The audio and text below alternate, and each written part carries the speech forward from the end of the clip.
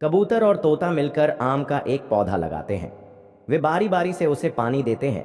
एक दिन कबूतर और अगले दिन तोता। धीरे धीरे पेड़ बड़ा होता है और उस पर फल लगते हैं। अब तोता और कबूतर हर दिन मज़े से आम खाते हैं और शाम को घर लौट जाते हैं। एक दिन जब वे जा चुके होते हैं, एक बड़ा गोरिल्ला आता है और पेड़ को जड़ से उखाड़ देता है। जब कबूतर और तोता वापस आते हैं तो वे अपने टूटे हुए पेड़ को देखकर बहुत दुखी होते हैं और रोने लगते हैं, क्योंकि किसी ने लाइक और सब्सक्राइब फिर नहीं किया।